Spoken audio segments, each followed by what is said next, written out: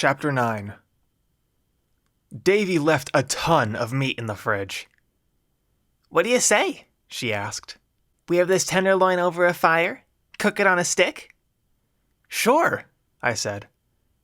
I usually don't eat meat, but I'm actually in the mood for it today. What do you want to do with it? I don't know. Maybe throw some garlic salt on it? That's what I usually do. We'll have to go find some sticks and wood for the fire, too. Sounds good. Let's put the garlic salt on it before we go do that. Huh? Why now? She asked. I could have gone into how salt is hygroscopic and would pull water out of the meat, which would evaporate, intensifying the flavor of the meat, and in a similar way, some salt would seep into the meat, which would also hold on to some water, which would make the meat juicy. I didn't want to sound like a know-it-all, though, so I just said, "Trust me." Okay.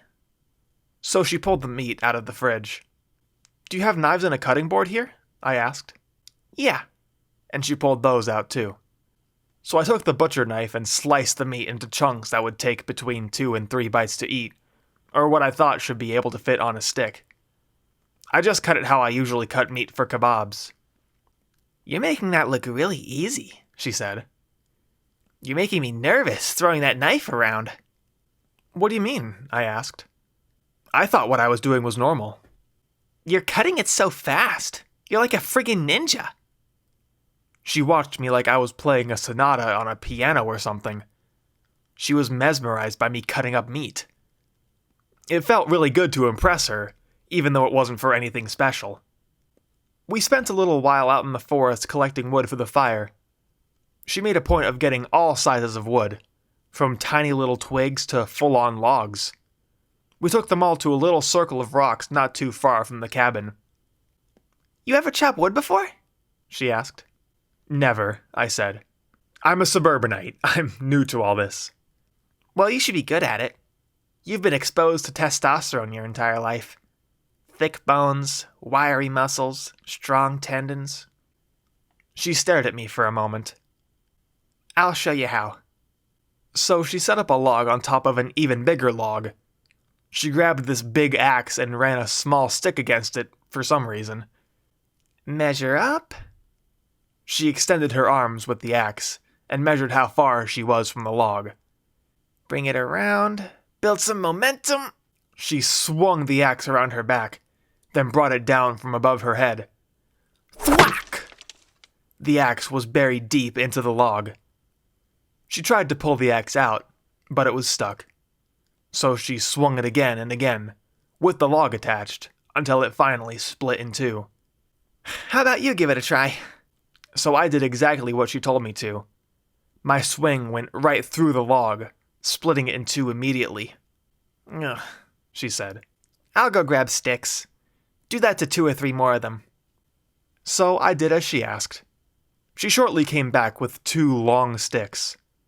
She pulled out her knife and started carving the ends.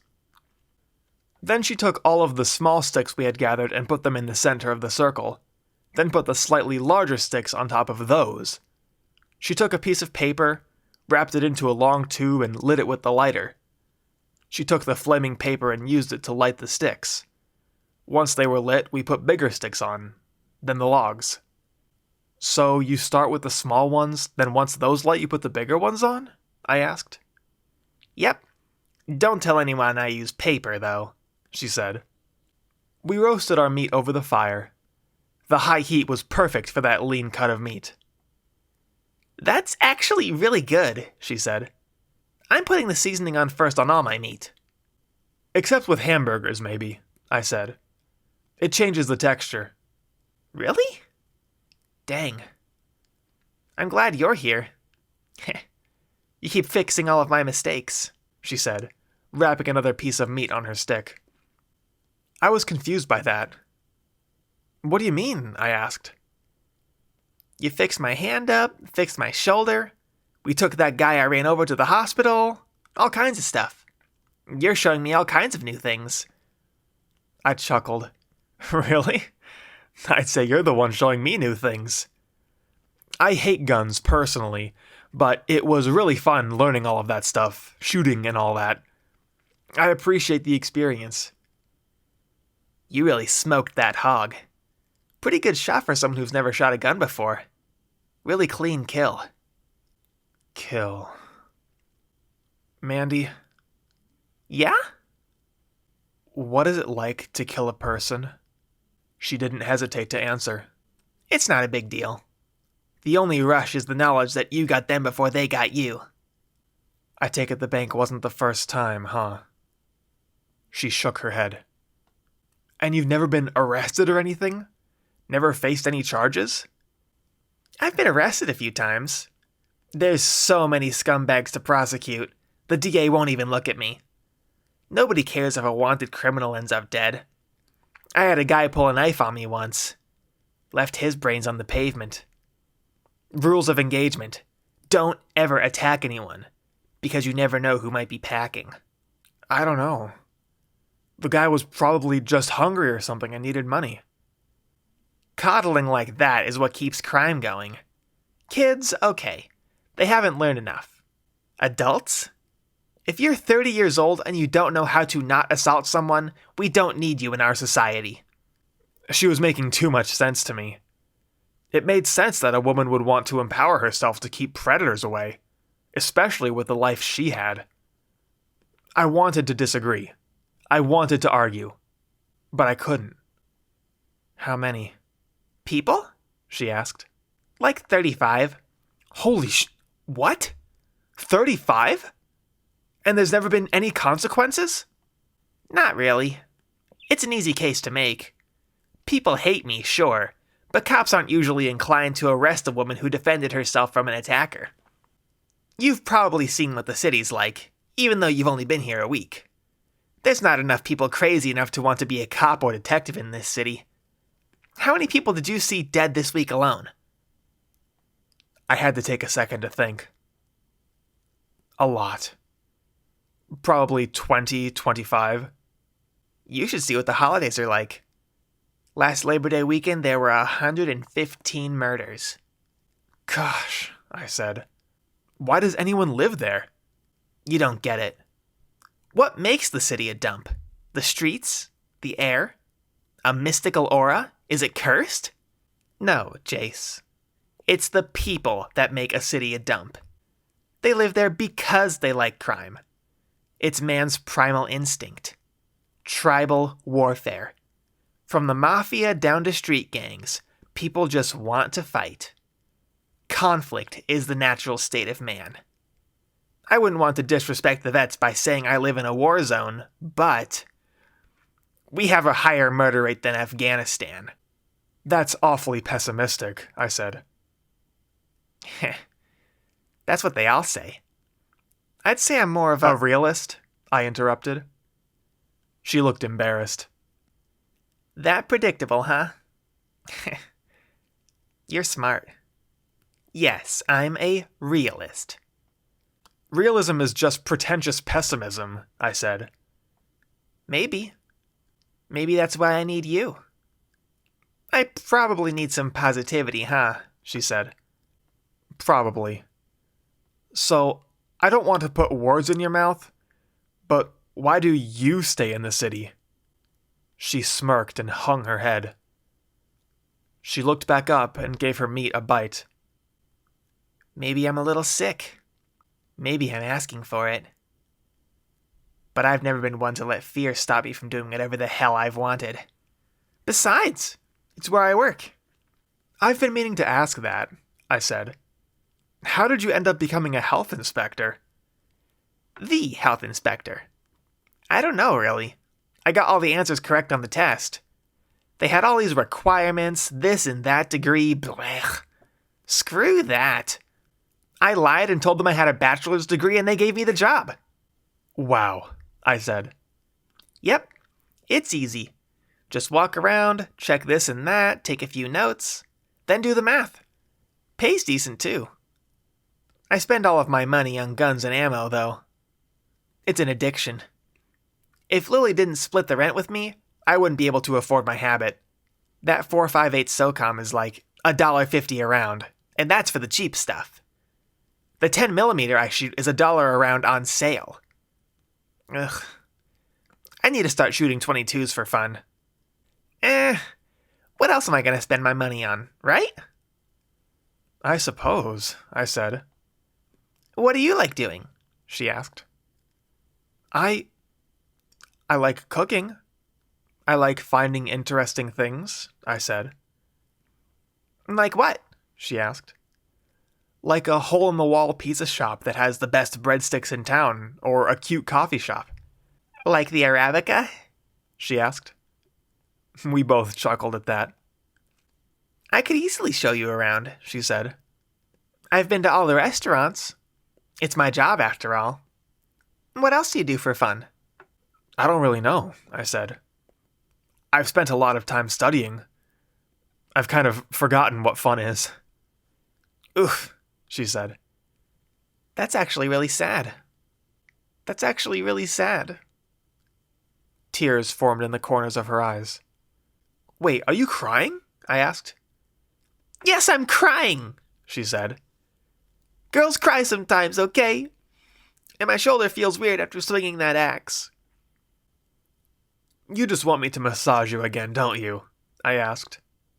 Yes, actually. But I'm not lying about my shoulder. I don't lie. Except about having a degree? I gave her a smirk.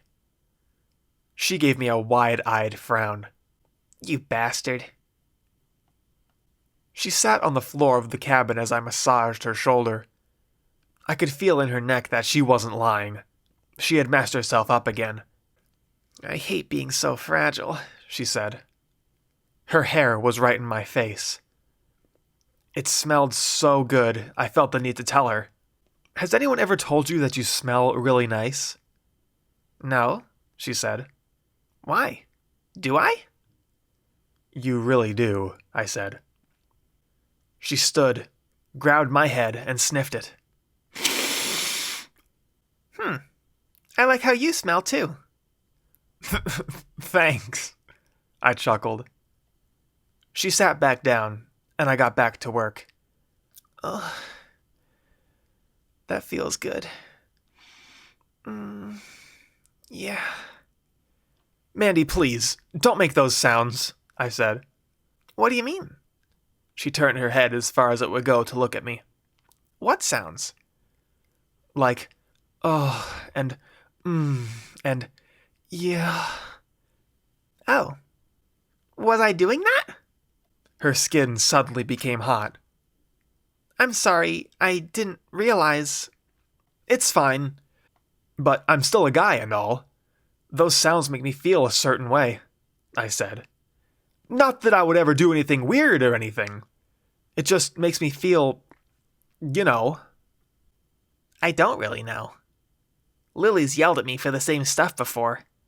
Whenever I'm eating cereal after a long day, I just go, and she goes, Mandy, you can't make those noises around me. I'll need to change my panties. What the hell does that even mean? I'll make her crap her pants? I don't get it. Now, my skin was getting really hot. I couldn't decide whether I should tell her or not. Lily had mentioned her suspicion that Mandy was asexual. Maybe she really didn't get it. How was that a subject you brought up? Instead of any of that, I simply replied, Yeah, it's weird. The time came for us to go to bed. The second floor was a series of bedrooms on a balcony that overlooked the living room. I looked inside a few of them, and every wall was lined with bunk beds. It looked very fun. So just sleep anywhere? I asked. No, follow me, she said. She took me to what appeared to be the master bedroom. In the center of the back wall was a king-size bed. Mandy, I said, there's only one bed in here. So? She asked. I can't sleep in the same bed as you. It's not proper. No, please, she said. Her eyebrows curled up, and she frowned at me. The moon shone through the skylight in the ceiling onto her blue eyes, making her look exceptionally sad. I don't want to be alone. It's a big bed. Please? I had to remind myself that she was asexual. Fine. It is a big bed. I usually slept in my underwear, but I figured it was better to forego routine that night. It was a tad awkward. I was nervous to stretch my arms out or to make too exaggerated of a movement. She had no problem doing so, however. She gradually tossed and turned every few minutes, edging ever closer toward the middle of the bed. That made me a little nervous, but it wasn't the thing that kept me from sleeping. Eventually, she reached over to me and grabbed my hand. "Are you awake?" I asked. Yeah. "Are you afraid of the Mafia? That they're going to come after you?" It had been bugging me all night. It kept me from sleeping. These were the people who hit me in the face on multiple occasions. If I saw someone on the street dressed in any off-color suit, I threw myself into a panic attack. Not really, she said. I'm afraid of what they might do to you. But don't worry. I won't let them do anything. You're safe as long as you're with me. Those words were exceptionally comforting.